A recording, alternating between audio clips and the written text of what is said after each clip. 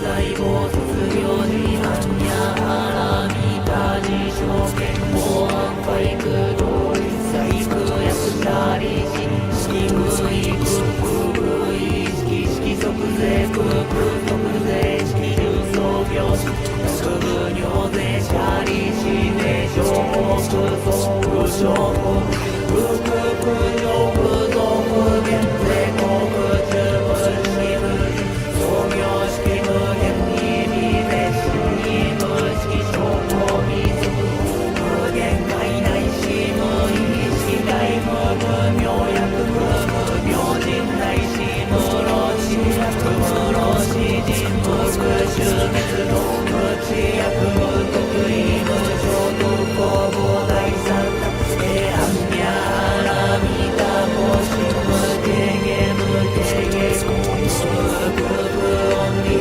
最天道無即行で完全勝物へ般若波羅蜜多法クラノクタ三脈三宝大宝地般若波羅蜜多税大二種税大名種税無常種税無東道種無常一切空真実無法説般若波羅蜜多種節種圧ギャテギャテアラギャテアソギャテボリソワカ般若心今はクワーモクをもって山めくり祭にを奉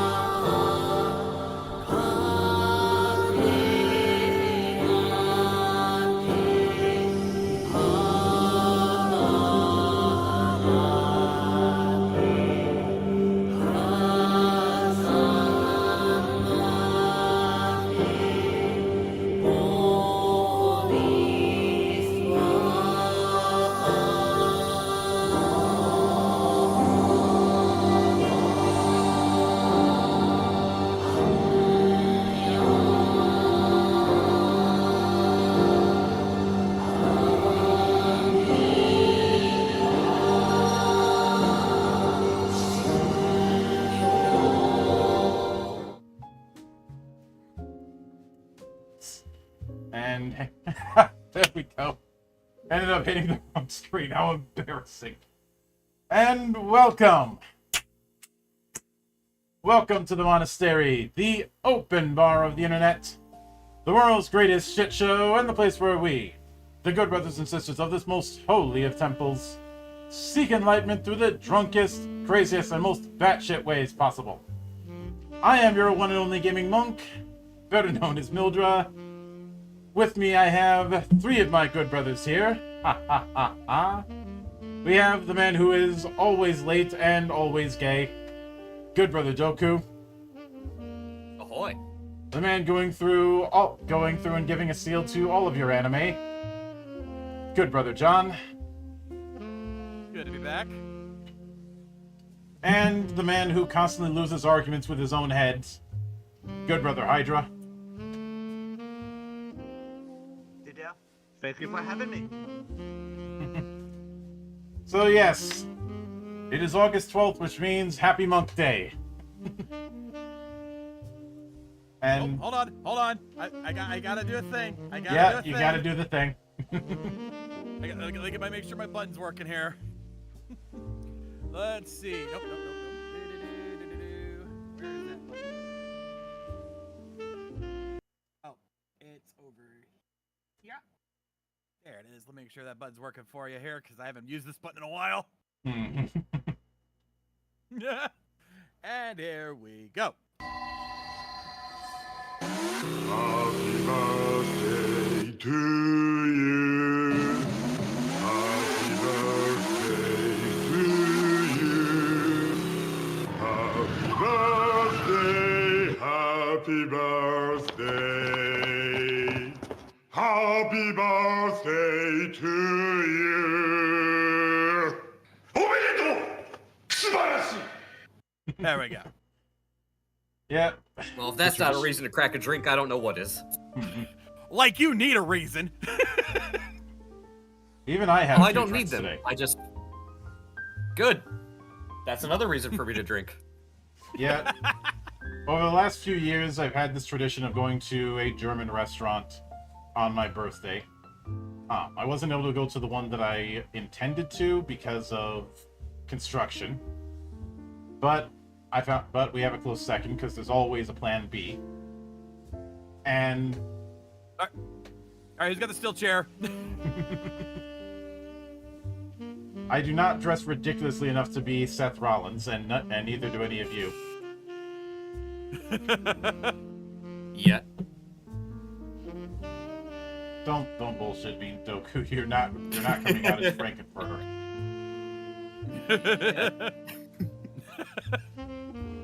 Don't look at me, I'm a Hydra. I don't even wear clothes. But Nice point. I shared the beers that I had on some recent tweets, as well as the big fucking pretzel, which, to be quite honest, the photo doesn't quite do it justice. That pretzel is over a foot in diameter. That's pretty good. Like when I figured that big pretzel would be an appetizer, a big Bavarian pretzel, I figured it'd be about the size of those big pretzels you get at the concession stand for a sports game. No, this is bigger than that. Bigger than even those ones you might get at like Auntie Anne's when you go to a mall. I say in a mall because I've never seen Auntie Anne's in any place but a mall. Please tell me they brought it out to you on a hanger. No. Ah, that's disappointing. Oh, it was on that tray, and Ren had said that it was funny that there was just that knife stabbed right through the middle, and I had said anything is a Caesar salad if you stab it enough. I mean, it's true. I can't argue with that. I want to. Someone asked me for a Caesar salad once, and I just gave them a regular salad with no dressing and about 15 knives stuck in it. It's historically accurate. Well, on that note, cheers. But I also had the particular place I went to has a wide variety of wursts. Some more traditional. I had one that used elk meat, which that was an experience. Which makes me wonder if I go down next time I go down to Florida, if I should look for if someone's tried to make a wurst using gator meat. Probably. I not. have had Would not surprise me. I actually have had gator sausage before, and it's not nearly as good as you might think it would be. Just go with fried gator. Like, that's really your best bet. I figured gator meat would be too tough to be ground up into a wurst. It's sort of like chicken sausage with a bit of funk to it, but really not in a good way. it's fine, I guess. It's not bad. It's just, you could do so much better. Yeah. Although I know up here if the meat would be on a stick because fair season everything's on a stick. I am perfectly okay with the practice of putting protein on a stick and grilling it over a fire. I would eat all of my meals this way if possible. Now, I go to the state fair a lot, and there's the meme of if it is some kind of food that is edible, you will be able to find it on a stick. I'm trying to think, is there anything outside of like soup or the obvious that you couldn't really eat using chopsticks or a toothpick? I'd like to say soup is off the list, but I'm fairly certain somebody has amended that deficiency through the power of drunken engineering. You're probably not wrong about that one, so I'm not even going to question it. I'm sure it's happened. I just have not been blessed with the knowledge yet. Yeah.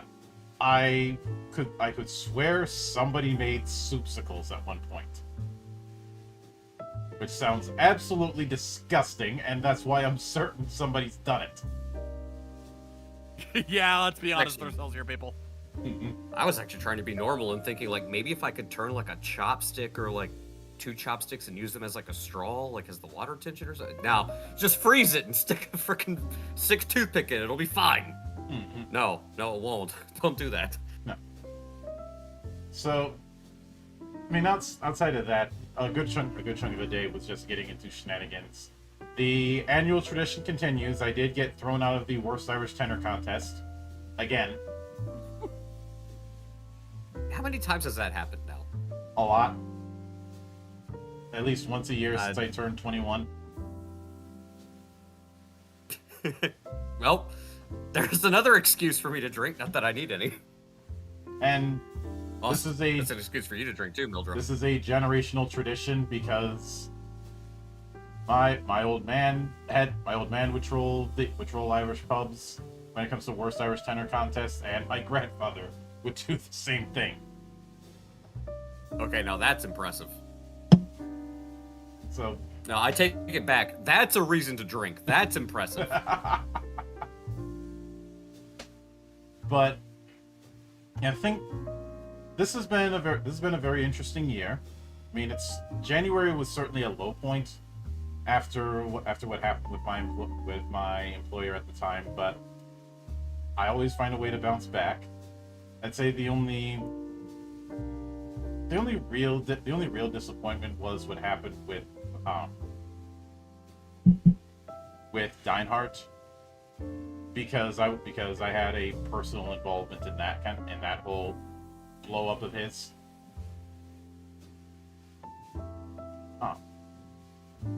Deinhardt, of course, being the guy behind Giant Lance. I had interviewed him before, and then he decides to just go completely off the fucking handle and tank his career.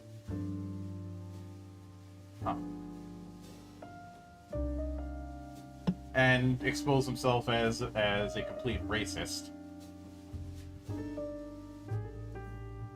And then when all that I had said to him was, you should be less focused on getting into slap fights with people over politics and more focused on the book you promised back in June. And he was like, "Oh, I thought you were smarter than that." And technically speaking, he's right. I am smarter than that. I don't get into that shit. But you're not wrong. Which is baffling because he is a man with far more accolades than me. And he has worked with the best of the best in terms of gaming. Both when it comes to pioneers at TSR and the fact that he's gotten to work with guys like Warren fucking Spector. And had a hand in designing the first incarnation of Super Nintendo Land, along with a bunch of other projects. And think is an adjunct professor at I want to say the University of Florida. Point is, he's got a lot on his resume, which is why him acting like that was so what the fuck. Oh, and that means he has a lot to lose. I'll never understand that mindset of people where it's like, look, you already have like a lot that you've gained. You've built up a good reputation. You've had a good career. Why at this point in time would you throw it all away for what? Like what, Reddit likes or like repost on Twitter or X? Like, really? Yeah. Hey there, Enix. Okay. Hello. Not usually in these things, but for once, the wife is away, the kids are down. I actually can join. So here I am. What's up, Hobie? Yeah, thank you for joining on Monkday.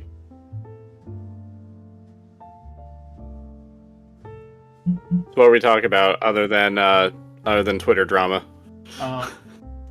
This is just gonna be a fireside where we just go into anything and everything since it is my birthday. I tend to do these things on my birthday. Wait, your birthday? Oh my god, your birthday is 2 days after mine. Like, holy shit. I could make that another excuse to drink, but actually no. Yeah, I will make it another excuse to drink. Not that I need them, but I find them. I was about to say. I don't need them, but I find them, and when I find them, I pick them up. Cheers. Cheers. All right, at this point, I have to say, when it comes to finding excuses to drink, you are a witch hunter. I'll take this. But he doesn't even get the nice hat. Yeah. Alright, hang on, let me add you onto the thing, Enix, so that the stream can see your ass. Of course. Do we really want to see his ass? I've been told it's nice. I'm so glad somebody made the joke before I did. I felt compelled, just like, don't do it. Somebody else will do it. Evidently, it was better back in. Well, it's been getting better since I've been hitting the gym, so. But has it reached the level of America's ass? Not quite. It's not even at the level of Billy Gunn yet. It's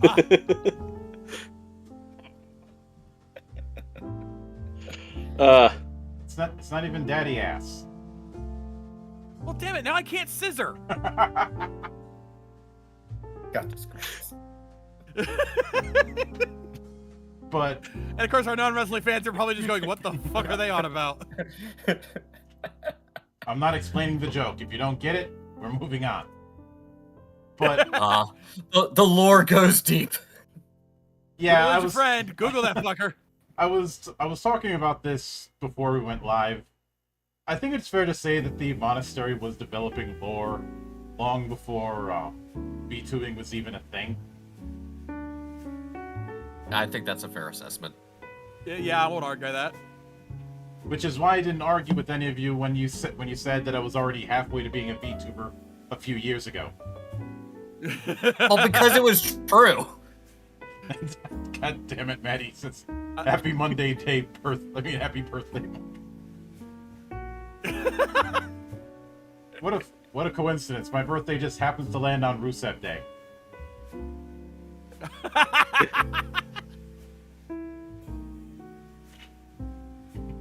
But yeah, I'll just go ahead and use that as an excuse to drink also. But I kind of find it amusing since, you know, there's the whole. I remember. I think it was around the second time that we did an episode of Geek Watch dedicated to VTubing. And I think either you, John, or Theo had said I was halfway to being a VTuber anyways. I think we were both kind of on the same boat there. Or like we were both heading towards that same comment. Mm-hmm. Because And we have a Maddie. Hey there, Maddie. Hello. Hey, Maddie. Happy Monkday, happy birthday, Monk.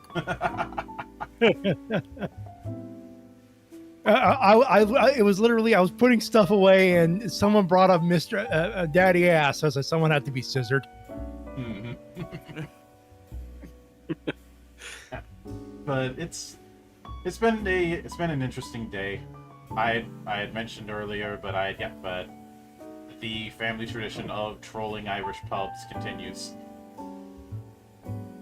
as well as me going to German restaurants. Delicious. Look, the tradition goes back 2 generations, so. The last time I went to a German restaurant was at this Alpine tourist trap up here in Washington called Leavenworth. And they had an entree option that I could not resist because it was an entire pork hock, just slapped on a plate with mashed potatoes and like pickled onions or some shit. That thing was insane. Damn it, that sounds really good. I'm not gonna lie. Yeah, agreed. I only ate like maybe a quarter of it or maybe half, and then like we took the rest home and made a scramble out of it the next morning.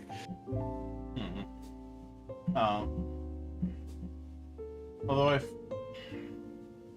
I found a Irish place that I came very close to going to, but because of the traffic, I didn't. Over in my neck of the woods, that has as part of their menu, Irish pub poutine. What? Fuck. You're on the wrong side of the block. Monk. Yeah. If that poutine does not have fries, cheese curds, gravy, it's not poutine. Well, what if it was gravy made with, is it just gravy made with Guinness? And that's the only thing that makes it Irish? Yeah, that's fine. It's still gravy. No, they have gravy, they have cheese curds, they have chips. English chips. Good. That's good enough. And white cheddar. Okay, wait. So, do they just call it Irish pub poutine because it's served at an Irish pub? They Is that the they gimmick? claim it as their own Irish Canadian fusion version of poutine, which it's got the basics there, so it does count. So I'm willing to accept it as Canadian salad. Which is The weird because I poutine was just gonna makes me mention sad all right the now time. because my work served poutine recently, and I got some, but it was after I went to the dentist and had to get some cavities drilled out, so half my tongue was numb, and I couldn't taste it Ew. properly. All I could feel was the texture and maybe a little bit of taste on like 1/4 of my tongue. Oof. That sounds really I sympathize unpleasant. to you, Matt. Also, are you That is truly unfortunate. Also, Did what's you up at least with- get the was- squeakiness?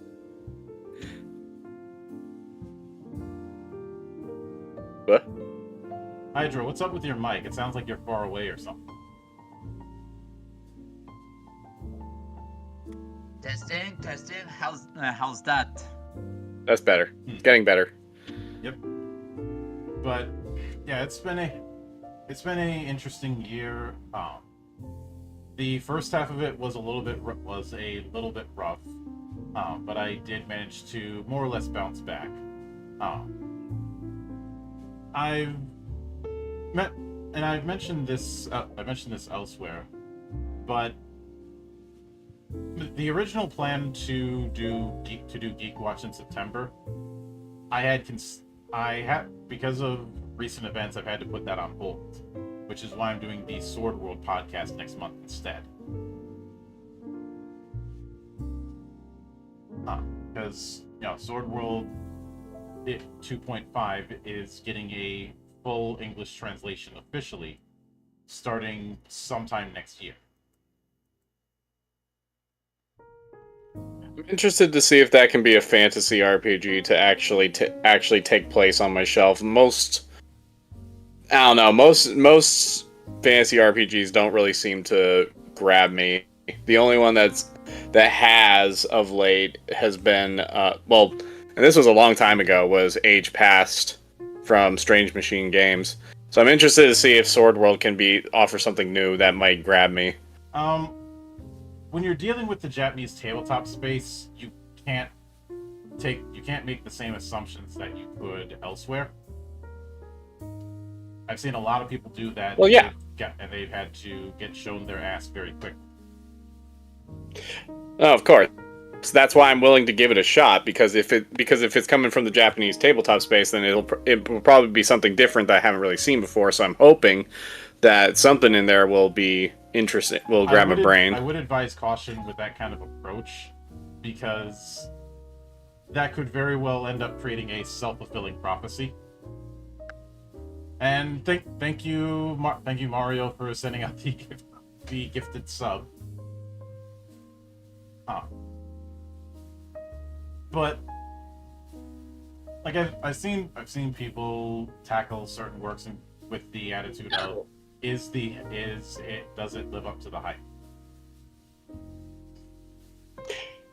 I guess I'm not going in with any expectations of hype or anything like that. People are talking about it. I'm just coming in like it's either gonna grab me or it's not, and I don't really care either way. Well, obviously I have my biases given the long campaign I ran of it and of the numerous deep dives that I've done with it. Even if one of them caused Brother Akira to get the roasting of the century. Oh. Now we have a whole bit. We're going through a whole video about demon waifus, and he shows up during the last 2 minutes.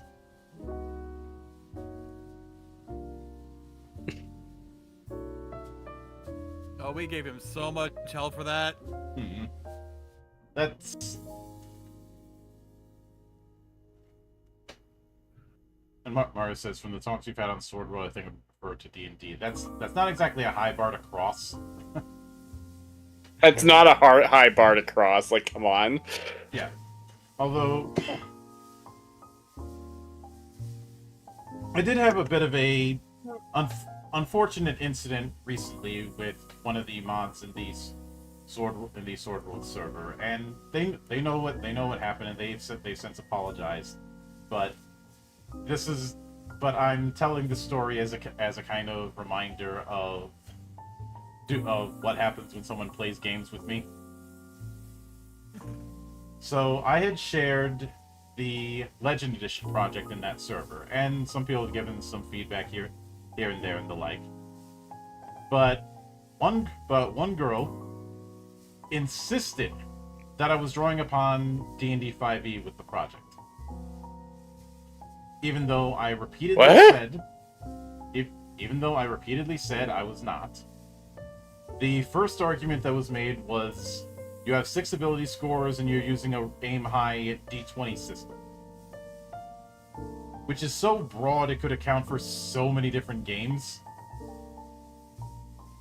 Just about to ask, that's exclusive to 5e only? Like, that's news to me. That's like the broadest possible definition of D&D like you could possibly take. Holy crap. It's actually kind of impressive. That is boiling D&D down to so little. It's astonishing. Did I take inspiration from other D20 games? Yes. 5e was not one of them. Otherwise, I would have listed it as such. Because in the first few pages of the text, there is a inspirations page where I list off some of the major games that inspired what Legend Edition is. And I will share with you all in the call, in the Sacristy, that particular one. Tell me where you see 5e in this. Let's see, 5e. Yeah, there's no 5e in this. Mm-hmm. Oh look, Final Fantasy D20. That's basically just no. I don't even have to look because I know how we feel about 5e. I've heard this before. Oh, wait. There's 5E here. Meet here at room 5E. There's 5E right there. Yeah. Oh, sweet. So they meant sweet 5e. Okay. No, they meant 5e, sweet 5e. Yeah. Hey, Yeah. you know what? Nothing wrong with a suite. Yeah, it ended up escalating. I remarked I don't like being disrespected because it was disrespectful. Things escalated. I had to hear I didn't mean it thing, which doesn't matter. Dude, for crying out loud, though, you took the time to put an inspiration page. When I shared that page, the response was, "I don't have time to look at 9 different systems." It's Wow. inspiration. Oh my god! Wow. Okay, that's actually painful. I am. And- Oh boy. Yeah. Also, as an aside, Mildra, editing is continuing on Legendary Edition. It's just I've hit the magic section. I knew that would take a while. It took us a while, but when Speaking of D&D, I got a question for the group here.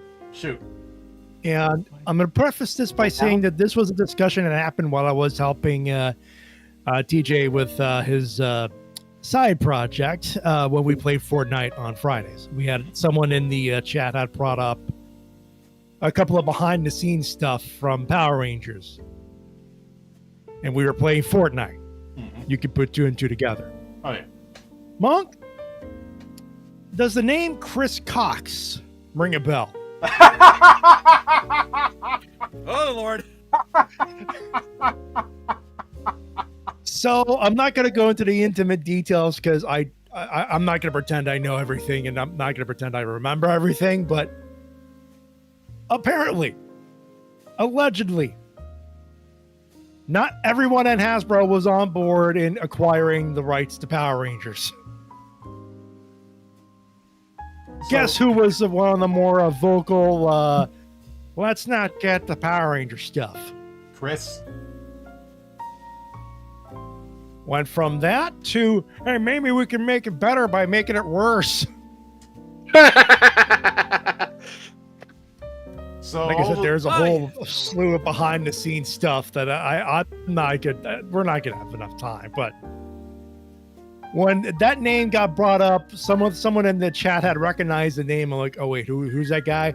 Oh yeah, he runs WotC. Wait, what? Aha.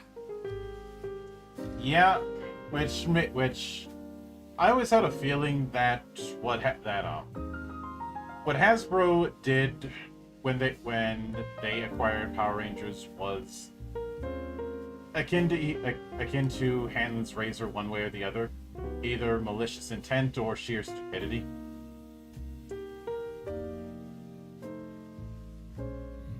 Which I think it was a mix of both. When it came to the toy end of things, I'm not the guy to talk about that. That'd be Yeah.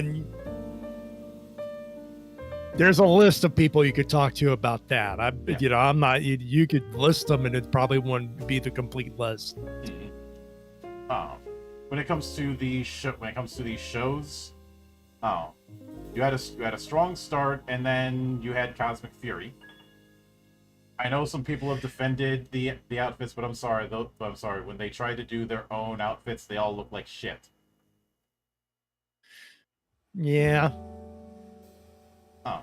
I'm not defending it, but I'm not going to sit here and say that they were dog water either. I mean, you could look at the Sentai side, so they're not saints either. No, I just thought I'd bring up the name and get a cheap laugh at this point. Yeah, I gotcha. But I just had an interesting idea. I want to see what you guys think about it. Mhm. I want to start a cyberpunk game, and I only have one motivation for doing this. What? You know how in movies like Blade Runner where they use the same logo but they change up the spelling a little bit so it's technically not copyright infringement? I want to do the same thing, but I just want to include a lot of WotC products, but I want to change their logo so it looks like Harmony Gold.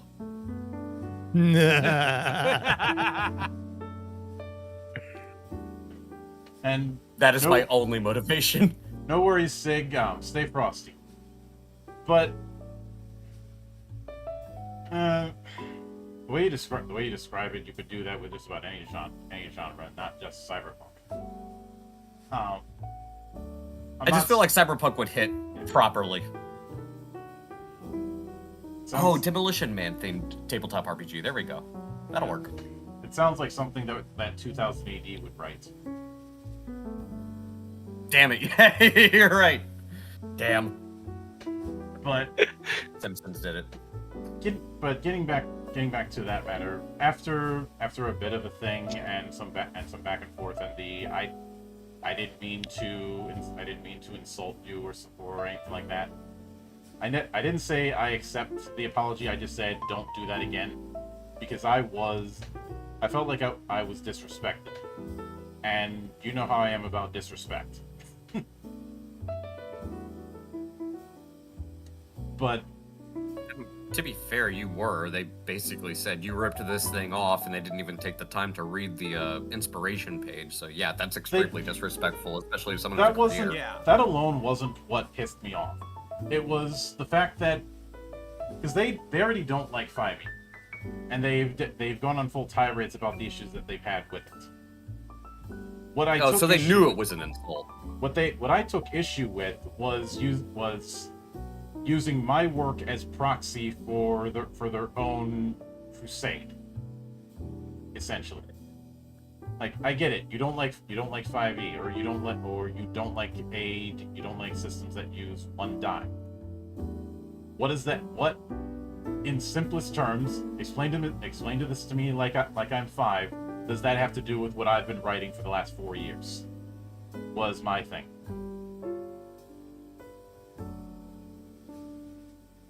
Well, and again, also, they didn't even take the time to give your work credit for anything. And I would be pissed. I would be very, very pissed, actually. Like, that is... I don't know if there's anything ruder you can do. At least if somebody buys your book and then, like, rips it a new one, figuratively and literally, at least you took the time to, like, read it, play it. You bought the book. Like, sure, tear it apart, burn it, fine. But, like, didn't even take the time to do that. Like, yeah, that's super insulting. The more and more I think about it, I'm like, ew. Not a good look. I mean, they eventually read through it, and they gave some attempt at critique, but it's hard for me to take that critique seriously when the well's already poisoned. Yeah. Like because what I'm thinking is how much of this is legit critique and how much of this is just them flogging a dead horse. I mean, to be fair, that sucks for them more than anybody else, because at the end of the day, you're going to move on from it, and the only one who's really missing out is, hey, maybe if you just put your hate boner for 5e to the side and you actually played the game real quick, maybe you'd find you actually enjoyed it. Or if you didn't, well, you'd at least have valid feedback to give. Yeah. Although speaking of feedback, some of you probably already saw it, but I did follow through on what Ember asked me to do, which was a case of be careful what you wish for. Because I ran into Ember on Boop a while back, and she had asked if I would revisit Fabula Ultima. Which, some of you may recall, I reviewed that about a year ago. But now the 3 Atlas expansion books had come out, and she wanted to know if I'd be willing to revisit it, since when I initially did that review, only Atlas High Fantasy was out. So I did, and sometimes when you revisit something you've already covered, you think maybe I treated this thing a little too harshly. Strike that. Was it not harsh enough? Mm-hmm. I was gonna say, yeah. I get the feeling that it was the opposite in this case. Yeah. I didn't focus too much on mechanics when I did that revisit, but more on the way it wants to present its setting agnosticism.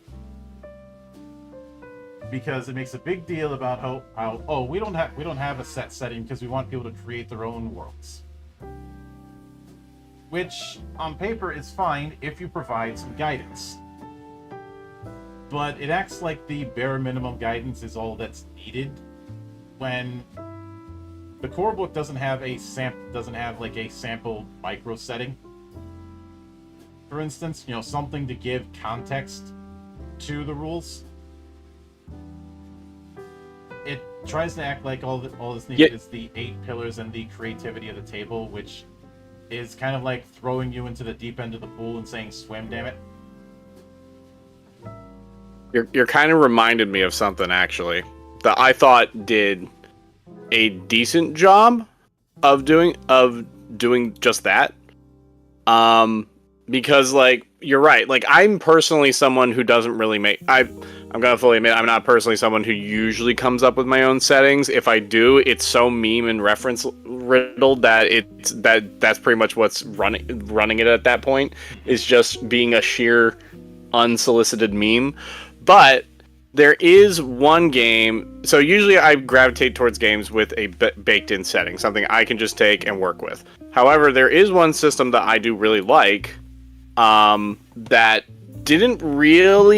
only sort of gave you a vagueness of setting, but at the same time was like, okay, here's just a little bit to work with that will get you started. And that the main thing I think they said was like, all right, all you need to really come up with is like here's what we're going to give you is just like a little bit of examples, like a couple paragraph example settings where we just say, all right, here's what contextualizes the what's going on. It's for a game called Pandemonio by Raphael Chandler. I don't know if you guys are familiar with it at all. I'm familiar with Chandler. But like yeah. So this is his Pandemonio system, which is kind of like right before he went full in on going with the OSR stuff. But like a couple of the example settings are basically just context, because like the whole game is a splatterhouse gore riddled system about killing angels and demons during the apocalypse, essentially. Ongoing apocalypse. And the setting, the example settings are basically just as far as like, all right, what are angels and what are demons? And one was like, they're parasites that are like destroying the earth, and you're basically the reality's antibodies killing these things. And another one that I like just made me go absolutely crazy because I was like, holy shit, this is awesome. Was basically like, I'm trying to dig it up because the exact wording was so unhinged that I was like, this is amazing. This is fantastic. I love this. And I'm trying to find it. Somehow I have a feeling I'm going to really enjoy this. Oh my god, this is going to kill me.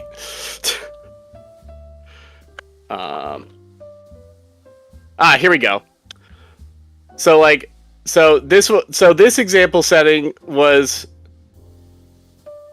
just like a page, and it's called The Call of Christos. Jesus of Nazareth, also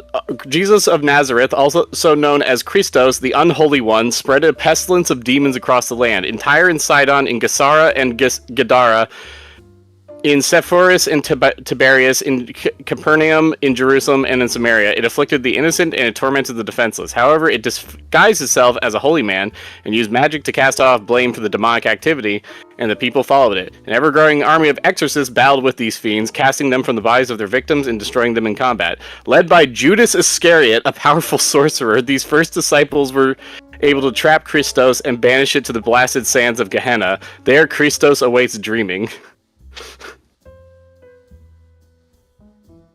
I get all that, but what exactly does that have to do with where I was going?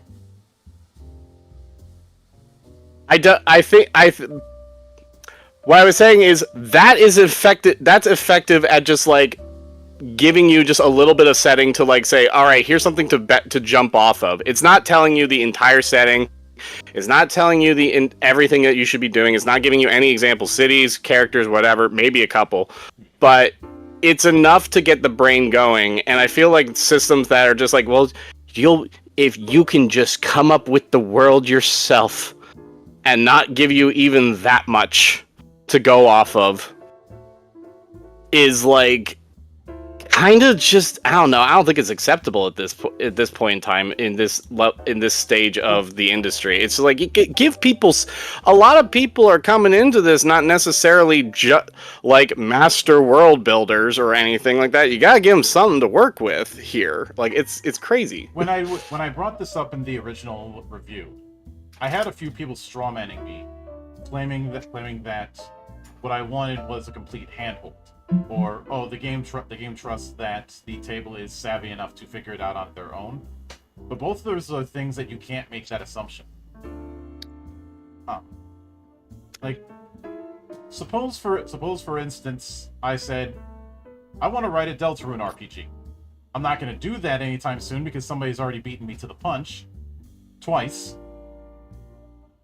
But if I just wrote it as if someone was already not only just familiar with Deltarune and Undertale, but deep into it, as in so deep that they know about the Halloween hack. Kind of deep. It would be unreasonable for me to expect anybody picking that book up to be that far into things. Maybe they are, maybe they aren't, but I can't make that assumption. Every game is someone's first. Well, I even said I think what makes it even worse in the case of Fabula Ultima is they are obviously saying this is a stand-in Final Fantasy tabletop RPG. That's basically, without saying it, that's what they're marketing it as, or at least JR. Here's the problem with that, though. The book claims live out your JRPG fantasy, and this is something I've been harping on since last year. But that gives the implication of quote-unquote JRPGs as a whole. You guys know I don't like that term. But in reality, it is skewing towards the SNES era.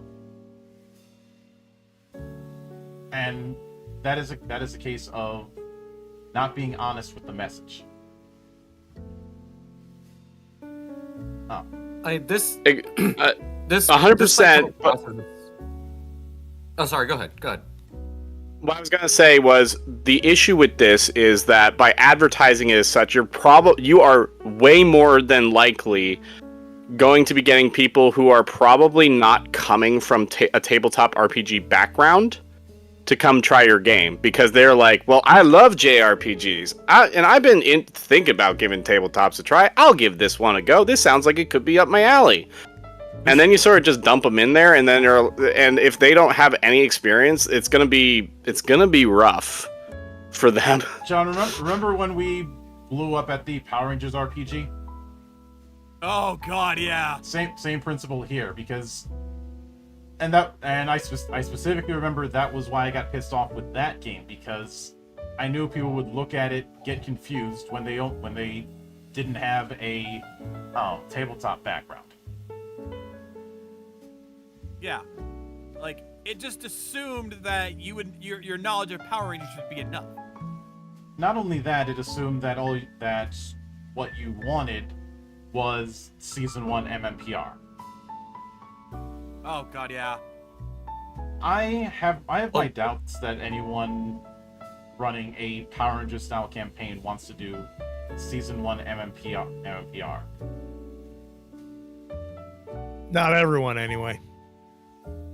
Well, and so this might come across as like a stupid analogy, but I think a big issue is like what type of weight are you willing to do as the creator versus like what type of weight are you trying to put on like the player? Like in one sense, like, okay, yeah, I'm fine with buying a prefabricated house. I'm even fine to some extent with like moving rooms around and creating my own like personalized floor plan. But don't sit there and ask me to come up with like the dimensions for each individual room and then put it together. Like that's asking a little too much. If it's up front with that, then I don't have a problem. I mean, if that's what it is, but I mean, at that point in time, I mean, there does come a point where it's like, why am I buying a prefabricated house? Like, I might as well just be the architect and just hire a builder. Yeah, there is a point where things tip, where it's like, why am I even doing this when I could literally do it myself? Well, and in a way that, personally, I would find more enjoyable. I will use Legend Edition as an example for this. I built that from the outset to be the blue bucket of Legos, and it does not apologize for that. It is when done right, and that's the thing. When done right, it's good. But again, you still have to have like all the pieces so that people can at least put them together. Like you can't just ask them to come up with the pieces like on their own accord and volition. Like, a little bit of a guideline goes a long way. Having something more to build off of obviously is going to widen your audience, because I know at least the people here on this panel, like, well, we're nerds, we play games. But if you're gonna try to draw somebody in, they're gonna be looking at it and going like, dude, I don't even know what a D20 is. Like, again, there are different levels. So like somebody comes in and is like, I want a prefab house. If you just say, cool, I got you, and then you say, okay, start making the rooms for yourself, that's way different than saying, do you want floor plan A or floor plan B? I guess that's the point I was trying to make. I know it was a stupid analogy, but it's the only good one I see what you're saying there, Doug. You're not wrong. You're some people just want everything ready to go, just ready to play, just get everything set up. All they have to do is just read everything out and just make up what little they need to. Some people are like Monk, where they want everything. This is just the pieces are there. You figure it out. And personally, I like Monk's style of doing things because I'm I guess more creative, or well, actually no, I take it back. It's not that I'm creative. I'm just kind of crazy and I like to drink a lot, so I get stupid ideas and I go like, he said this rule here. I want to see if I can break this mechanic over. I'm gonna come up with some BS game real quick and then see what happens. Look, but we all that's know just it's a matter me. of time before you end up walking into a room with beer armor. I'm not going to deny that this could potentially happen in the future, and I'm not going to confirm or deny if it already happened in the past. I get you pleading the fifth. I guess, I'm not a politician. I guess that's where a system, like, as much as I'm not, like, necessarily the biggest fan of it, but I get it when it comes to something like Savage Worlds, where it's like, here's your mechanics book, and if you are so inclined, build out your own thing using it, or pick up any number of these pre-made settings with stuff already made for you and mechanics tuned to it, so that way you can just get up and get going. Mm-hmm. Yeah, and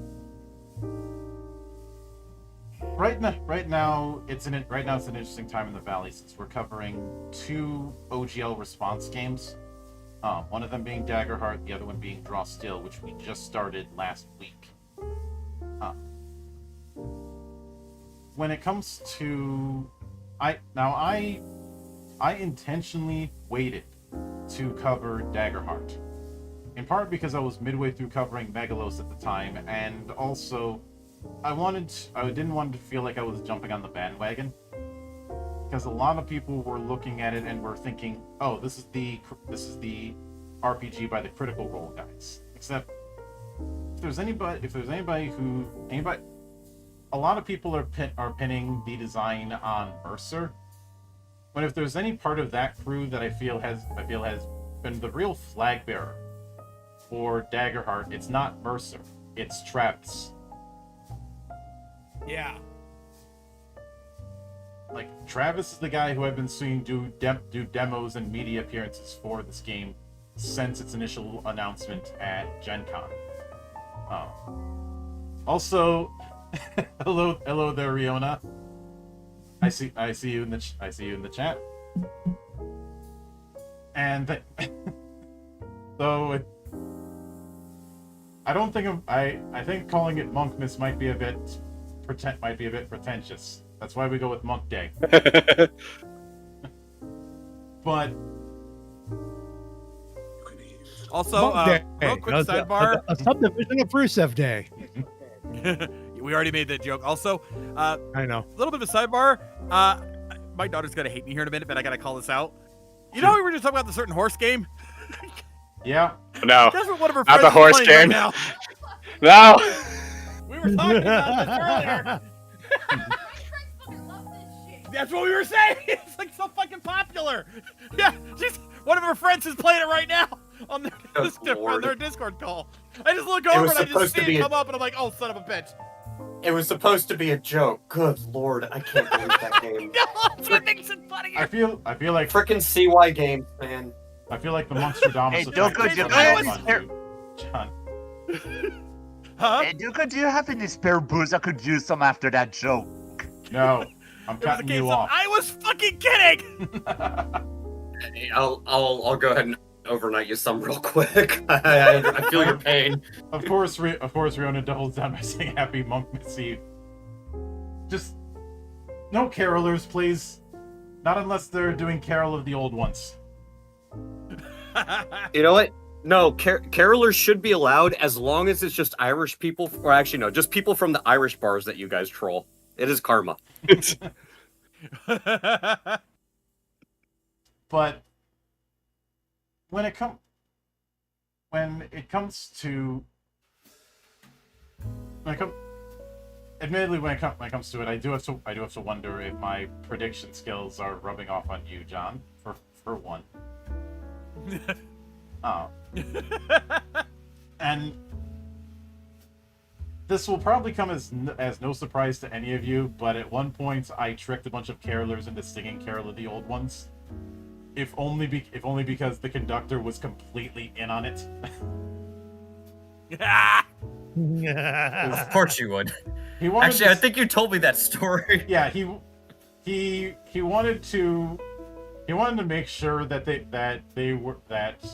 they were actually reading the notes beforehand instead of just doing it right on the fly. Which I understand why the latter would be done, because when you've done the same set of carols every damn year, it kind of blurs. But and he asked me if I could help out in checking, and I said, all right, if I do this and worse comes to worse, you don't know me, we never met. So I had some sheet music printed out for Carol of the Old Ones and put it in a cover so that it looked like a normal Christmas carols book. And I said, okay, here's the ones to use, hand them out as you normally do. And when they realized what they were singing, it was already too late and they couldn't stop.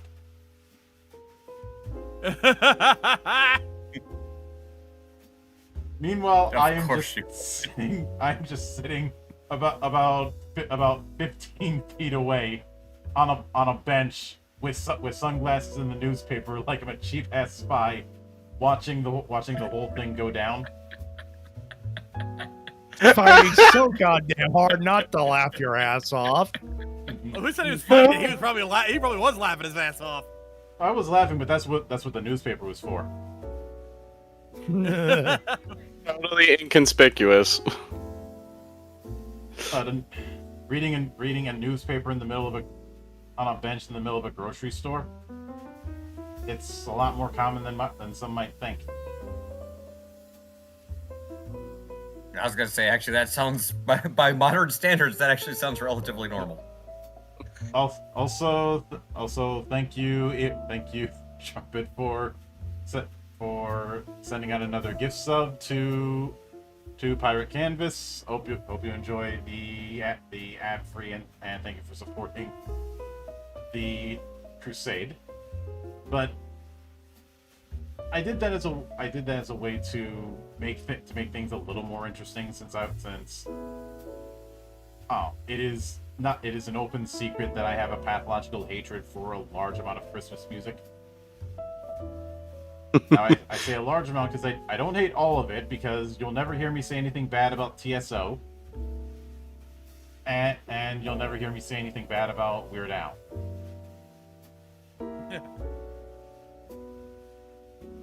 But the majority of it can get fucked. I don't mind anything that shows up in Home Alone 2. But that's more because of the movie than the music. Yeah. That's that fair goes without enough. saying. I did have somebody ask if Home Alone 2 was an inspiration for some of my antics, and the answer to that is no. Because trolling is a family tradition. I was gonna say, like, look, boys will be boys. It's just, do you choose to carry that over or not? And my answer is, I haven't grown up at all. I don't know what the fuck you're talking about. I mean, It's weird. It's the opposite for me, as Home Alone's 1 and 2 are among some of my favorite movies. But hey, I get why you would hate most of the soundtrack. It's called overplay. Mm-hmm. Look, Fair enough. We've all worked retail at least once in our life. We know how it goes. Oh Yeah. Oh, yeah. Yeah. You know, it's funny you bring that up. For me, it was 50-50 when it came to radio overplay at a store, because I used to work at Walgreens, and they had a very interesting radio setup, because they didn't just play the same songs all day long. They had blocks, and I always remember it was like 6 and midnight was like the best time, because they would play classic rock. Not like the heavy stuff, but they would play more rock-leaning music. And Actually, that's funny. we got some of the best songs during that time. That reminds me, I used to work at a Pier 1, and we had 2 different managers. Both of them were gay dudes, but one was always about, like, alternative or classic rock, and the other was all about country music. And you knew who was working because you could hear either country music blaring from a block away, or you heard no music at all. You know what's really sad about working at Walgreens? When I said that from like 6 to midnight, it was the good shit. From midnight to 8 a.m., because I used to work the overnight shift, from midnight to 7 a.m., they played the slowest songs possible. Like, they played the cheesy elevator love music all fucking night. It is a miracle I was ever able to keep my eyes open through a half of those. I was gonna say, why would you do that during the night shift? That's cruel and unusual punishment. That's tyranny. It totally was. And then what was weird is, like, they would play, like, a lot of more top 40 leaning stuff. Like, not top 40, but stuff that you would normally find, like, during particular eras. More upbeat stuff during the early morning. It's like, really? You couldn't give me that all night? I'll take that. I was gonna say, like, dude, at that point in time, if my choice is between, like, Backstreet Boys and Britney Spears or elevator music, bring back the 90s and give me some rollerblades. Yeah. Fuck yeah. I do, although elevator music or pop music, bring on the Spice Girls. Yeah, exactly. One of my bosses had a habit of trolling me, because whenever I'd walk in and he had his finger on the button just waiting on me, I open up the double doors and he starts playing the Terminator theme.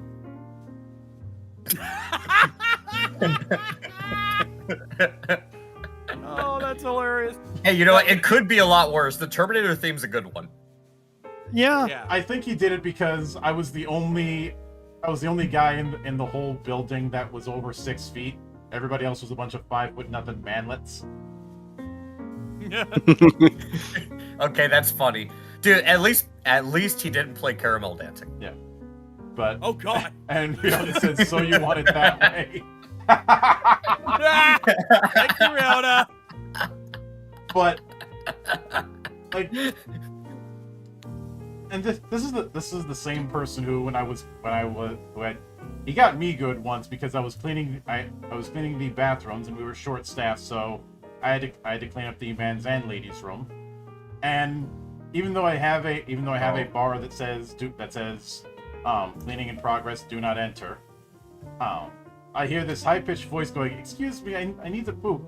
And I turn. I'm like, God damn it! Let me. And I turn around and I see him, and I'm like, "You son of a bitch!"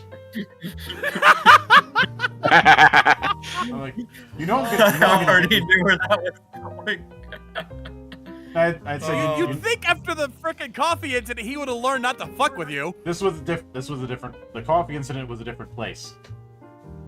Oh, fair enough. Still, I'm sure you spread the word. Let him know. Don't fuck with me. I will fuck with your coffee. Oh, I didn't do it with the coffee. I did something worse because he left the window to his car open. Oh God! You know that story that Steamboat has talked about messing with Coach's AC. Oh. Yeah, I sprayed deer scent into the vents. Oh. Oh no! That's bad. This was in July. Oh, Evil, sir! You are vile, evil, cruel, and I love it. That's Ladies not and the gentlemen, that's the worst thing he's done. Ladies and gentlemen, to quote George Carlin, it's called fucking with people. Yep. So imagine a 30-minute drive and you got to deal with that because it's hot as hell, and of course you're gonna have AC on. So it's either have the AC on and deal with the smell, or have the windows open. The only way that could have been worse if it was here in Florida. No, but this was a heat wave. It was like 107. So the only way that gets worse if it was here in Florida and the humidity just really made things bad. Yeah. Oh no! Why would you even speak that into the universe? Oh. Because I have to live here in this state and deal with its bullshit. Yeah. Translation, fuck you, that's why. Translation, Florida man. Yes. Oh, we had some fun with that during Geek of the Week, which oh my God. I may have mentioned this in the past, but I should note, I absolutely hate the phrase, "but it's a dry heat." When it's that hot, does it really matter? It doesn't fucking matter. Like, let's be real. John, are you like me when Walter just popped into your mind just right now? Oh, absolutely. Oh, honestly, the only time that matters is when you're talking about if we're using a convection oven or otherwise. That's literally the only time it's gonna make a difference. Mm-hmm. Yeah, speaking of, there was a meme that got posted in the server that made me think of one of our old gags. It's the meme that Quinn had put up. Let me read this off for you guys. Taking control of the powers of unnatural forms of decay and using them on himself, he has corrupted himself into an unspeakable thing, altered, unnatural, and horrifying, but beyond the reach of a natural aging and death. Though not immortal, he has nonetheless given himself an unnaturally long lifespan. So he has curdled like cheese? What? The Wizard King. He became a human cheese. I fucking hate it when you talk.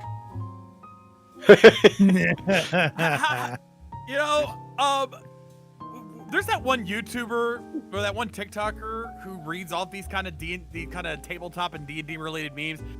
How can I not hear that? How do I hear that in his voice? Zach Speaks Giant? That's the one, yes! Zach Speaks Giant. How is it I'm hearing that in his voice right now? Because he's iconic at this point. So yeah, my immediate response to it was, "That's a Dave moment."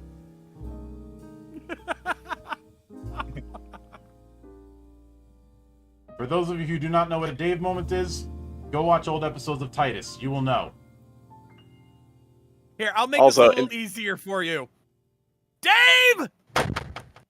Ow! God Why damn me? it, Riona. She says, a cheesy end to this tale, but all good things come to an end. No. No. Hold on, I'll be Mother right of dad back. I puns need a everywhere. beer. I tip my hat to you, Rionia. Thank you. Yeah, I need a beer. I'll be right back. Of course you do.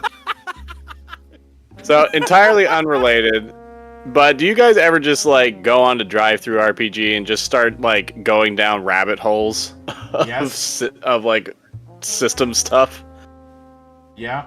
Because I'm currently down one of those rabbit holes and I found a few like they're obviously not going to be good, but at the same time I feel like I need to at least read these titles off because I can't be the only one to experience these things, otherwise I will go insane.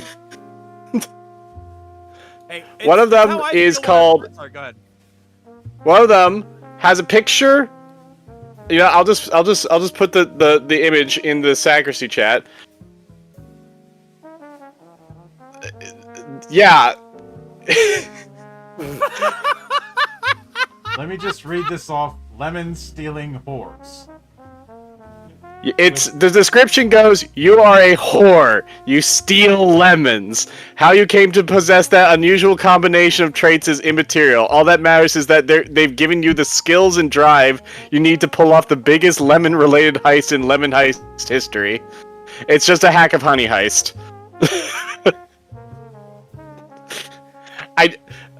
I don't know where they would who conceptualized this, but someone did. And then the other one, Nope, go ahead. and then the other one is this. We expected logic 100% of the time. We're bound Oh to my roll with you on that one. god!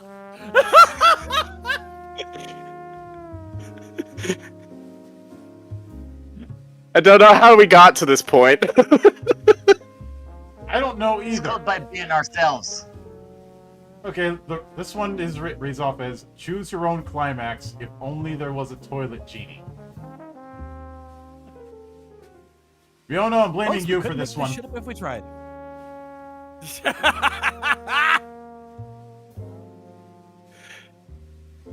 Admittedly, I have found some legit systems within these deep dives. One of them being a lately favorite one of mine called, let me see if I can find the full title of it.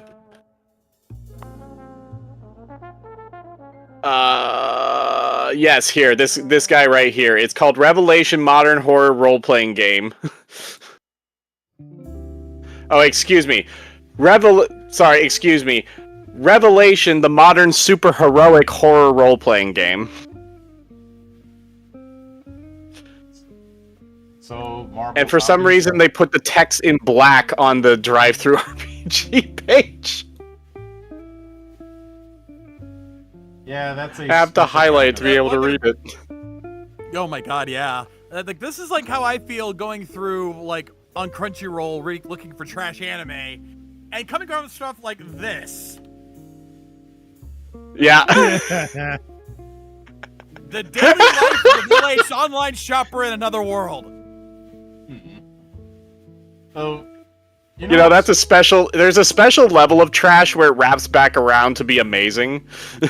Actually, there have been a few good ones that I've come across that I didn't think I'd actually enjoy.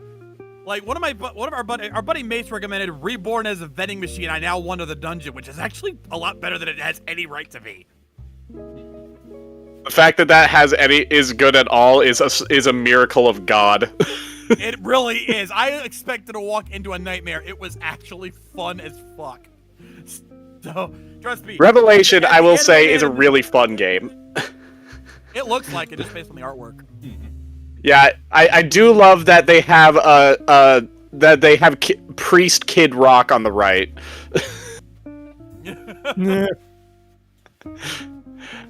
I've also found this one more recent as well in the same deep dive. I just haven't pulled the $5 trigger yet, but it looks fun. Oh yeah. It looks edgy as hell and fun. Oh, this is early 2000s as Yeah. fuck. It's so Yes, early it is. 2000s. Very much is. Very much so. Even I can see that. Mhm. The only way- 2005, baby. The only way it could be more 2000s is if the guy who made it was wearing a brown shirt with tribal tats. Oh God. God, I had the exact image of that in my brain as soon as you said it. Yeah, you know how The it one is. that there's one that actually does have me curious. That interestingly enough, I did not actually find on Drive-Thru RPG. I accidentally stumbled across it on Amazon because it only exists physically. It doesn't exist in PDF at all, as far as I can tell. Let me find it here on my list. But it looks to be an like one of those old ass games. So old that no one bothered.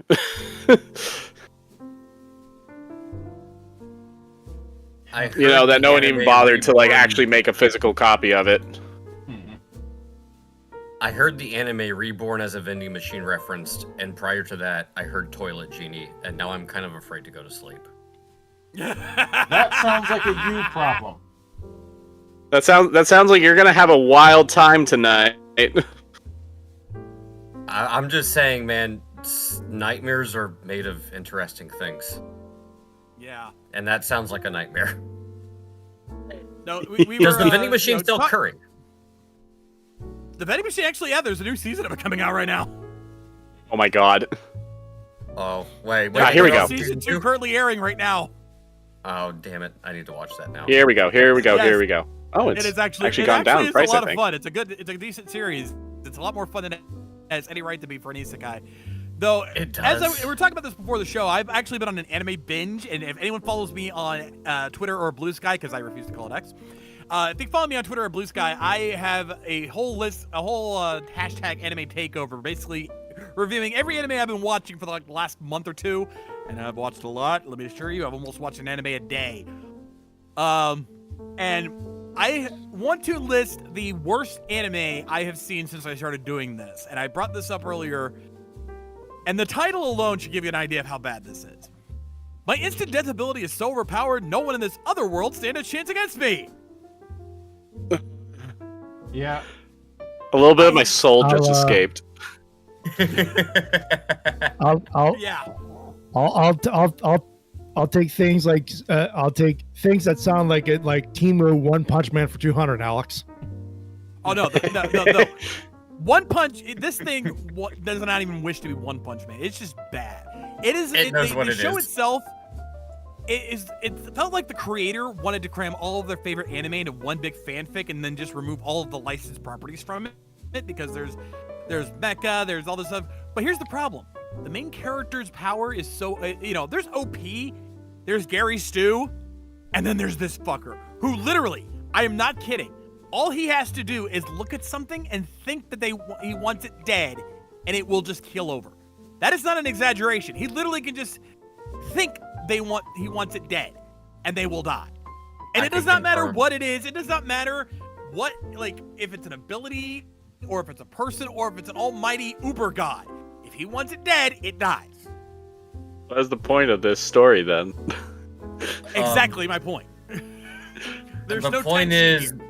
The point is because. And also, Realness says to the whole thing earlier, someone has to hold your hair for every wish of the toilet genie. Oh, God.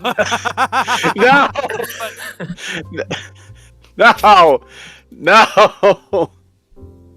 But, Well, if that's not an excuse to drink. Now, getting back to my point, because I wanted to compare that to another anime with an OP protagonist that isn't shit. Because I also just finished watching the second season of Misfit and Demon King Academy. Oh, that one was pretty good. That one is very good. I gave it a high rating on that one. And I just finished the second season. It was really fucking good. Now, that main character in that series, Anos Voldigold, he is OP as fuck. He never loses a fight. In fact, he usually is already 5 steps ahead of every opponent. You would think that they would have the same problem, that it would have no tension, but they found ways to keep the story engaging even with that. Well, to be Even fair, with a Gary Stu protagonist. To be fair, with OP ability one, the first one you mentioned, that opening sequence with the bus, that was fine. That was good. It's just everything that came after that is like, why? Where did this go? Exactly. It goes very downhill from there. It has a really good opening sequence, and everything else after that sucks. Yes, yes, it really does. How I got through that without putting it down, I do not know. And the cast is annoying as hell too. That's the other thing. Is that the rest of the cast, you can.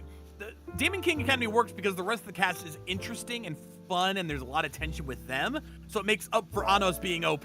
Here, no, you don't like anyone in the extra cast in instant death ability.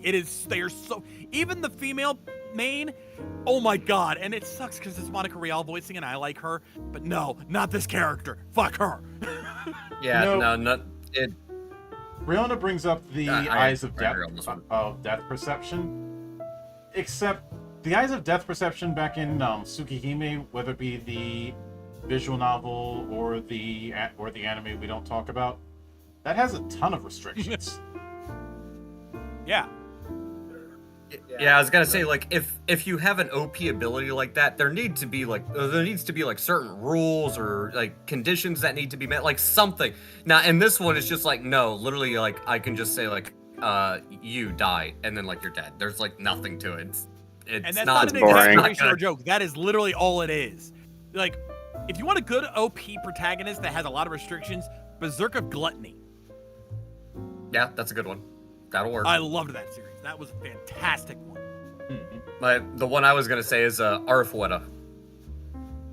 I did not like Ari Frueta. I really didn't. I did, but it is kind of a niche thing, and I will admit it is cheesy on the storytelling. It's very campy. It is derivative a lot of the time, and there is some fan service that does get distracting from the main story. The only thing that really drives me nuts about that show, though, more than anything else, is the frickin' CGI. God, that drives me crazy. It's bad. Like, there is some good to that series. I gave it a silver seal. I thought it was okay, but I didn't think it was anything good. It's two specific side characters that fucked me over, that just pissed me the fuck off. The bunny girl and the dragon girl. Yeah. Yep. Because they are so tropey that they are tropes of tropes. It's actually, again, the bunny quite girl impressive. is a fucking superpower, is a super strong idiot, and the dragon girl is a freaking masochistic bitch. It's funny you bring that kind of thing up, because due to a certain bit of fan art that happened,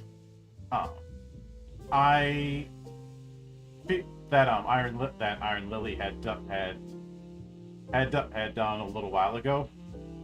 I had said it's only a matter of time before we get the Killer Bunny Girl, because the whole thing the whole thing started with this tweet right here. I think I know where this is going. I told them we already got one. Yeah.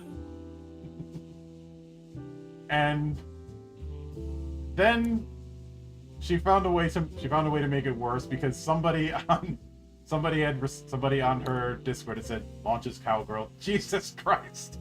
And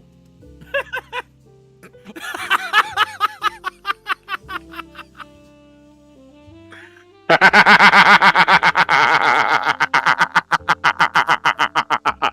so glad I went to go get another beer when I did. Yes. I will say this, though. Doing this anime binge I've been doing, I've found a few hidden gems that not many people are talking about. Have any of you seen the Saint's Magic Powers and Omnipotent? That's a good one.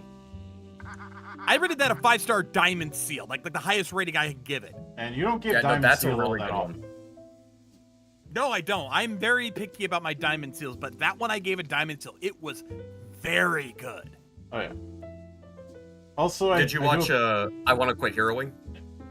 Yes, I did, actually. I like that one. That's a good one. I thought that was. Yeah, I liked that one. By the way, I do apologize for my comment in chat showing up twice. That's a restream bug. I don't know why that happens. It just happens. But I do remember.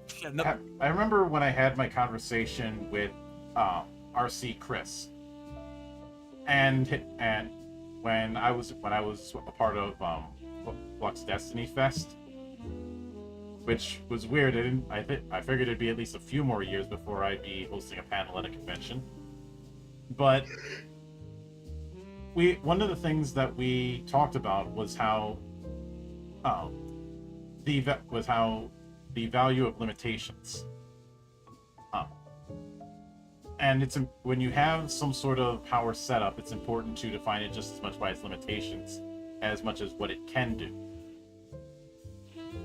And that is definitely the case. I mean, I've made no bones about how much I enjoy Garo of the big tokusatsu, and one of its big things is that 99.9 second limitation. Sometimes they play a little bit fast and loose with that time limit, but I'm willing to accept it because it's still in the back of your mind. You know that it's something that you have to be somewhat cognizant of.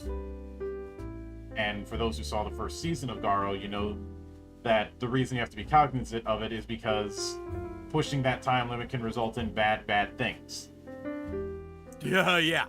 Very bad things. And admittedly, this also came up when I brought up when I did that video explaining my distaste of the Vancian model.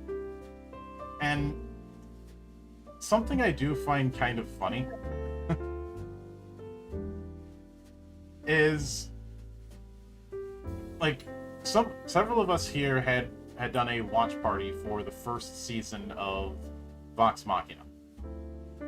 And yet, even with all the casting in that, you don't see anyone say, "Oh, I've used up all my spells, I need to wait 8 hours." At most, someone's tired out from casting too much. I mean, that's what most of those spell slots and MP and everything like is supposed to represent, is how much you can do before you get worn out. But it's easy to draw that connection with MP. It's a little bit harder to with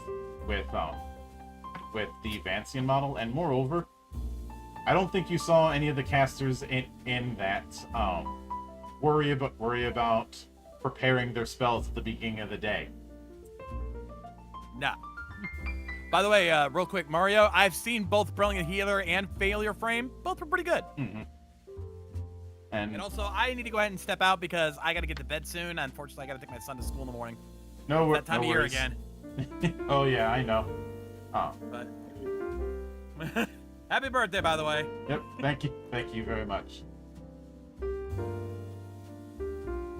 So let me move the rest of you guys off to the side here because I still haven't figured out how to do reactive without me showing up in the group shot.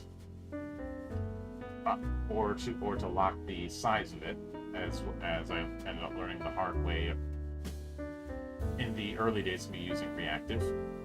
But hey, Maddie, how do you feel about the fact that we are about 2 weeks away from our annual predictions and deciding which of us is going to eat shit in 6 months?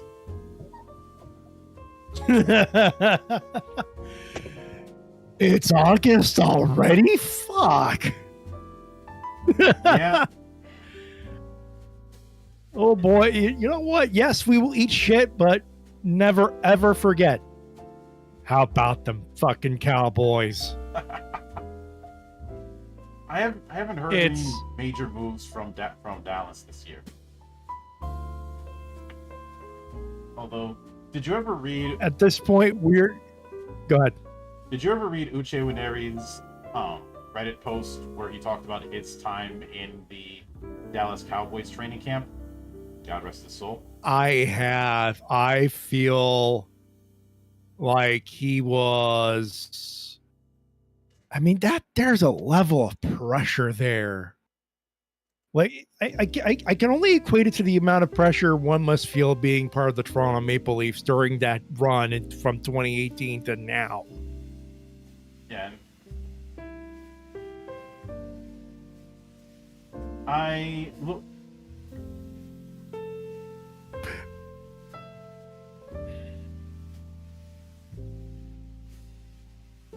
I look at it as a case of arrogance. Yeah. Because he had made, and I'm trying to see if I can find that particular post. Because they made such a huge ass deal about him, about how much of a privilege it is to be part of the Cowboys. Yeah, here's an idea. You want to know how you earn your privilege at being Dallas Cowboy? Win a fucking playoff game. How about that? They can win the first round, and that's it. How about making it past the second round? Congratulations, you're comparable to the Washington Capitals. Hey, I'm a Caps fan, damn it.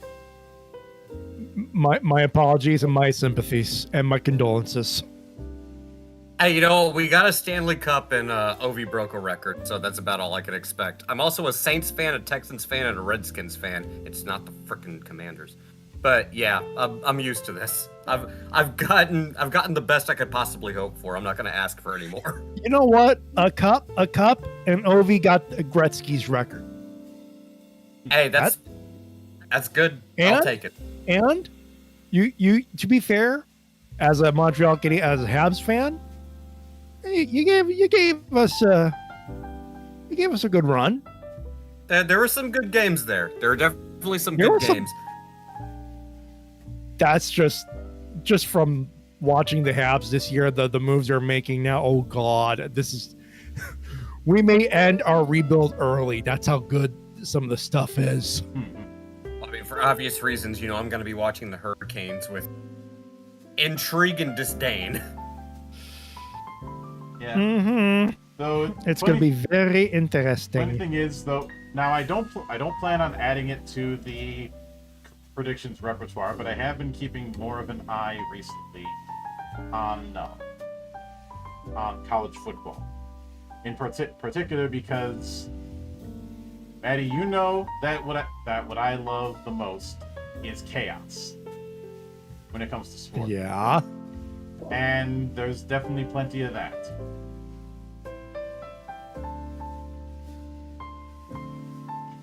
Well, that is part of what makes college fun. My thing is, there's obviously a lot of that in college football, but especially there are plenty of I have now 2 whole conferences that I can milk for memes. The ACC, because everybody in there is shit, and the SEC, because it's like having an entire conference of Dallas Cowboys.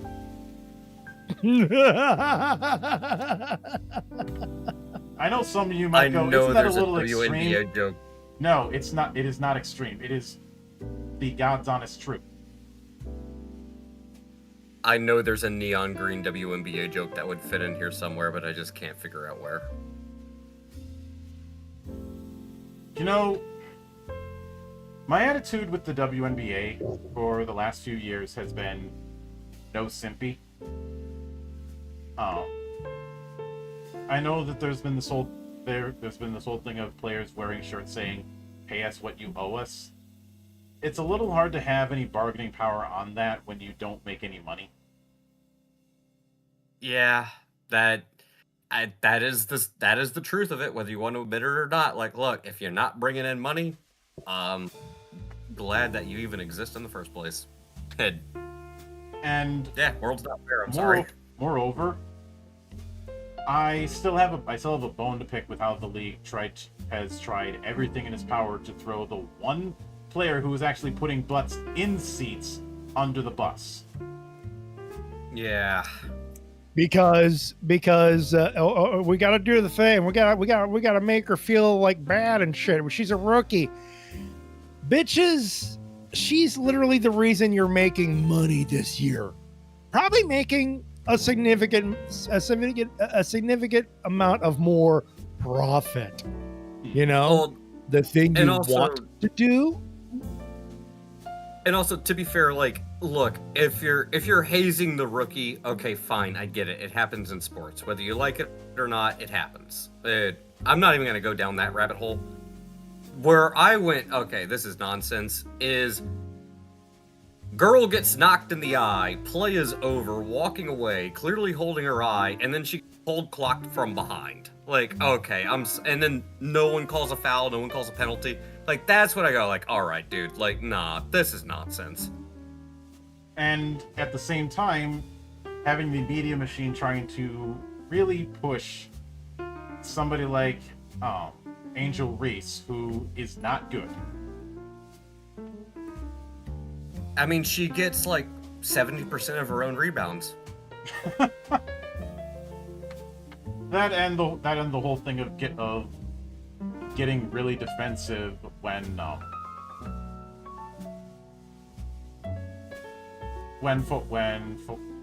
folks just hinted at the idea of lowering the rim to 6 feet instead of 9 feet, which is I think the same height as it is in the NCAA. Well, and also just as a general rule, and I would make the argument this applies, maybe not in any significant way, but more to women's sports than men's sports. But actually, no, I take it back. This just applies to athletes in general. When you have someone who has the spotlight, you want them to be a good role model. And if you're not, like, look, people just aren't really gonna like you all that much. Like, sure, you can talk smack on the court and everything, but like when you're off the court or like when something bad happens to you, like how you handle it and how you carry yourself, like if you handle yourself well and carry yourself well, people look up to that and you're like, all right, yeah, fine. Like I could go on my gripes about Clark where I would say like, look, you actually need to fight back, dude, because like they're beating the crap out of you. Like you don't need to be treated like that. That's nonsense. But you know what? She's a professional. I respect it. And she's treating it professionally. But that's why I'm also not going to come out in here and say like I'm a huge Caitlin Clark fan, because I'm not. I'm a fan of Sophie Cunningham. Like she's willing to throw down and treat it like it's the UFC. Like I saw that, I was like, yeah, like Caitlin Clark, yeah, she's good. I like her. She's professional. She's a good role model. But I'm a fan of Sophie because, yeah, Sophie's willing to throw down. So like, yeah, look, if you want to play that game, let's play that game. Oh yeah. But you know, at the end of the day. I remember doing a legit spit take when I was at work looking at the news feed, and I saw that the WNBA was considering setting up not 1, not 2, but 3 expansion teams in the next 5 years. With what funding? Well, I take that. I know where the funding's coming from. It's a hyperbolic question, but still, like, good lord, man. Like, you can barely Not get. to interrupt, but Good. I don't interrupt, but I gotta go. So good night, Monk, and happy birthday. Thank you much. But when it comes to that, they can barely put butts in seats on their own, and they're talking about putting in adding more teams. How can I not look at that and do a spit take? I mean, Yeah. look, don't get me wrong. I'm not gonna talk down because of the ambition. And yeah, you are getting more views technically. It's just for the wrong reason, and that ambition might be a little bit misplaced. So that is definitely worth criticism. But hey, look, I'll still respect the ambition, but that doesn't mean I have to respect the stupidity of it. Oh yeah. But moving a bit into that. Couple things I will note that I've got that are gonna be planned for the coming days. Obviously, the Cloister is coming back on the 16th. We are doing 7th C, which is why the week before, I had everyone watch Master and Commander. because watching Pirates or Indiana Jones was a little too obvious. And there's also the fact that carbonation.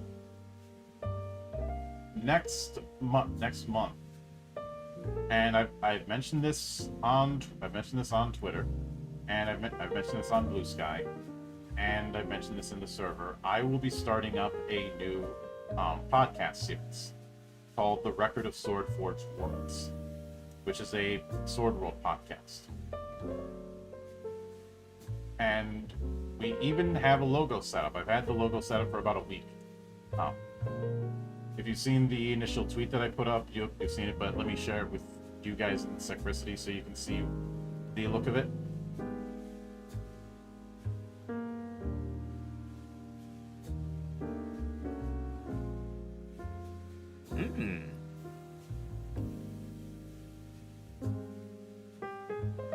And I like it.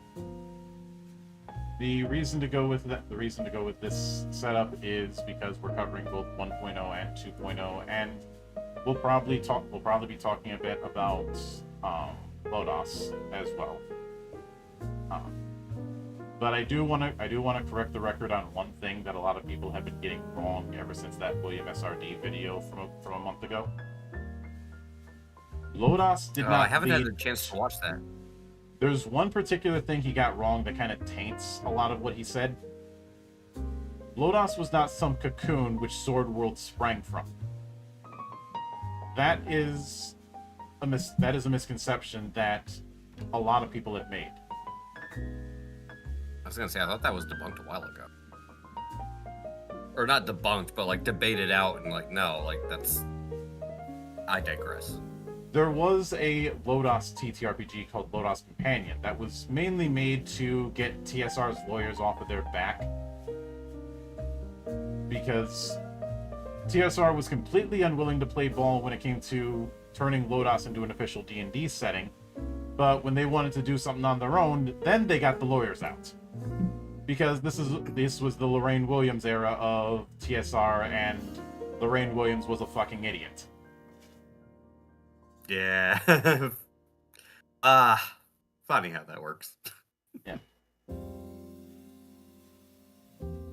The other... So instead, the Lodos Companion book was released, which was meant to be more amenable to people who had more of a video game background, whereas Sword World was more for a tabletop background. Both were made and supported in the same span of time. And both of them were made by Group SNE, which had a lot of the same staffers between projects. Like Ryo Mizuno was writing books for both settings. But Lodos would eventually be integrated into Sword World because around by the time we get to the late 90s, TCGs were really starting to eat RPGs lunch. Like Monster Collection was very, very profitable for Kadokawa at the time, and Lodos Companion flagged in sales, but Sword World was still holding strong. So the idea was to just fold one into the other. And I ended up talking about this with some of the folks I know. It is kind of funny that there's that parallel between TCGs eating RPGs lunch for a few years until a sudden death, and MMA eating Puroresu's lunch until a violent death. Both ending around the same time. Both in the early to mid 2000s. I've never thought of that parallel, but damn. It was... Yeah. Apparently in 2003, the sales just nosedived for Monster Collection, and future expansions were canceled. And all right, I have to head out as well because I have work in the morning. So no worries, man. Good night. Happy birthday, Monk. Thank you. Stay frosty. All right, later, homie. You have a good one. Mm-hmm. But are you familiar with the Dream Stage scandal in 2005? I am not. That's actually kind of a between like 2003 up until about like 2010 is kind of a dead period for me actually, because I got way out of the not just tabletop RPG, but video game, anime, like everything. Like I just got wrapped up in real world crap. So yeah, it's kind of a dead zone. So, and by real world crap, I mean I got in trouble. yeah. But pro wrestling in Japan was losing a lot of ground to MMA getting a lot of momentum very fast, whether it be through mid-range promotions like Battle Arts or The Deep, or the big one, Pride FC. Pride FC was owned I do remember Pride.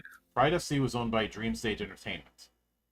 And then all of a sudden, executives at Dreamstage Entertainment were doing a routine meeting with Fuji TV, who handled their pay-per-views for them and their sister promotion that was this ridiculous form of wrestling known as Hustle. Fuji TV had said that they were canceling their promotion of their next events for both Pride and Hustle, and would not doing any promotion whatsoever for any event that was put together or i.e. produced by Dreamstage Entertainment. I still can't believe they called it Hustle. Japanese wrestling can get weird. Yeah. But yeah. The big reason very unfortunate choice of name. The big reason for that sudden shift was Dreamstage got dragged into a massive scandal with the Yamaguchi Gumi. Oh, I think I did hear about this. When Yeah. did this happen? Around 2005. Yeah, I do remember hearing about this. I didn't follow it that much at the time, but yeah, no, I do remember. Damn. And that feels like a lot longer ago than just 20 years. I am vastly simplifying what happened because it involves a lot of factions and a lot of internal politics, but they got dragged into it, and it was never outright proven that DSE was working with them, but the sheer amount of PR damage that the exposés in newspapers did on that made them a toxic brand. And then that's at the time when like I know Gawker at the time wasn't around, but that's when like what would become things like Gawker were really starting to actually sink their teeth into like the cultural zeitgeist. So like yeah, somebody with a blog that has a significant amount of followers, and by significant I mean oh, so it was the Access Media that went after them then? No, it wasn't Access Media. It was the news scene in Japan is a little bit different, and oftentimes some of the more legit stuff comes out of the tabloids instead of the other way around. Okay, yeah, that's weird. I'm not familiar with that then. Yeah, so it was legit publications that were on this. And that's not good then. Yeah. Ouch. And never mind. I thought the situation would actually be easier to navigate, but no. Never mind if that's the case. And because of that, UFC's parent company Zuffa was able to purchase Pride for dirt cheap. That's why I remember hearing about it. Because Pride was still associated with Dreamstage, and Dreamstage was toxic. Yeah, though, because I remember for the longest time, Pride was had a really good reputation, and then all of a sudden it went into the dirt, and I didn't actually really know why, but that explains it. Yeah, and a lot of early a lot of UFC stars in like the mid 2000s were people who were carryovers from Pride, like Rampage Jackson. Yep, I remember him. And even to this day, you still see people have a certain fondness for those Pride events. But on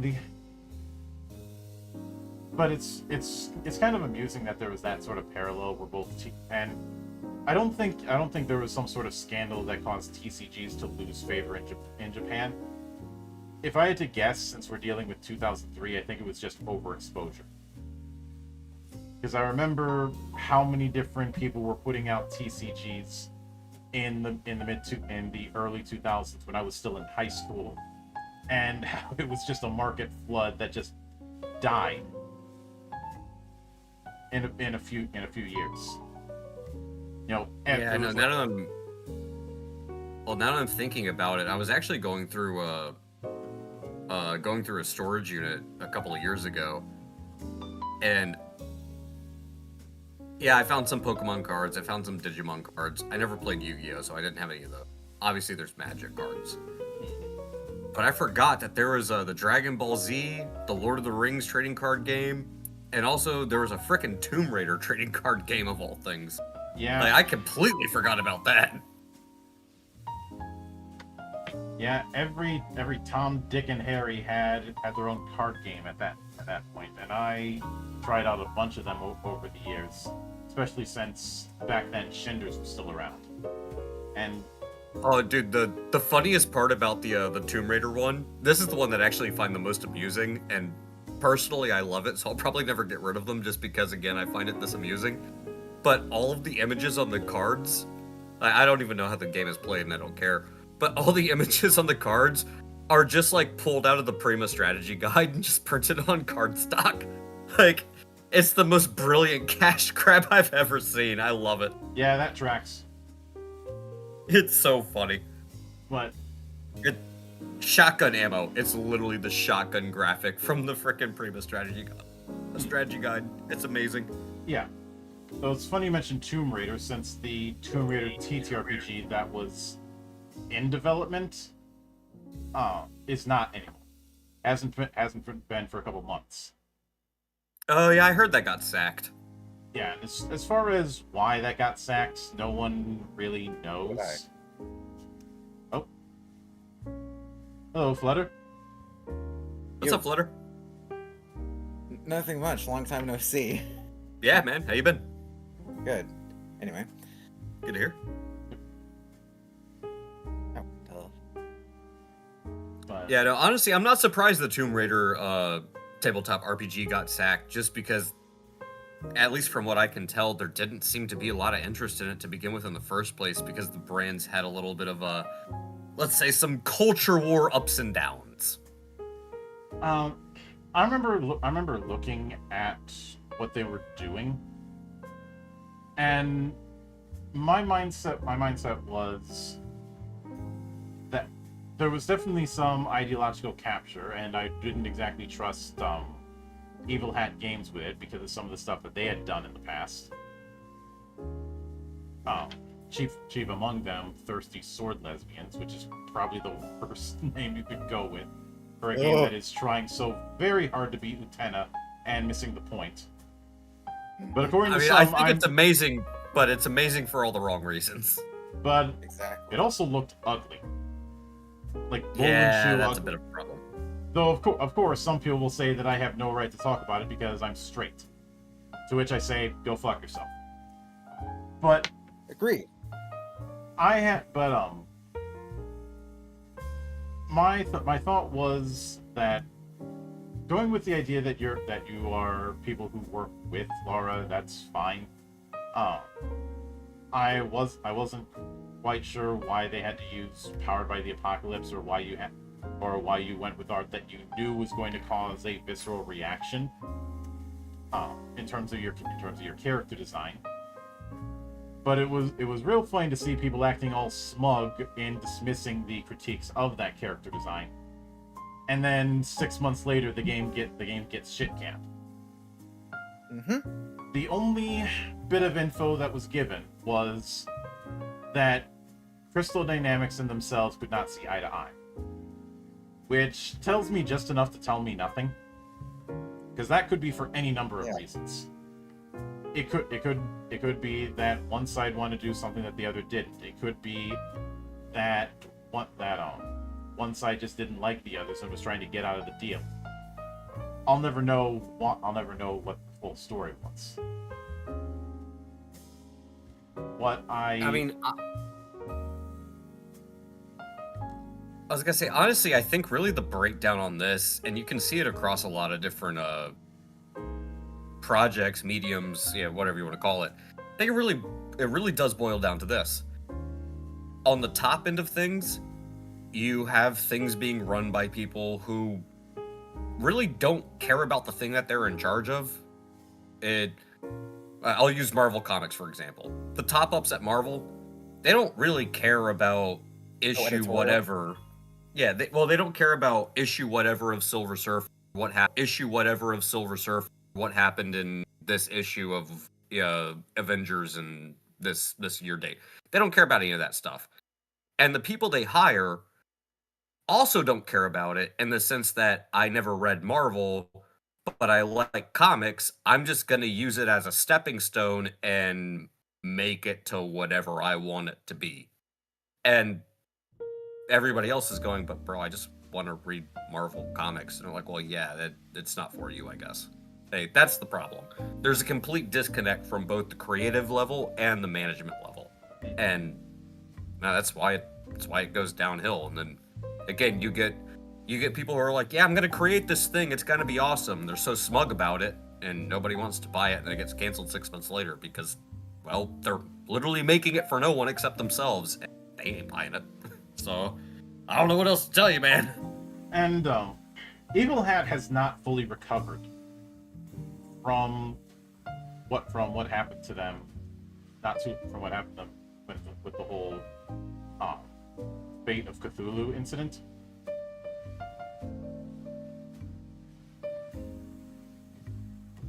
And hold on. I'm not sure what that was.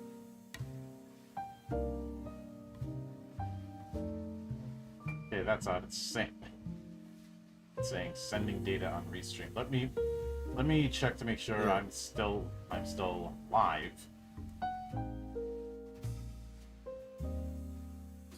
You are.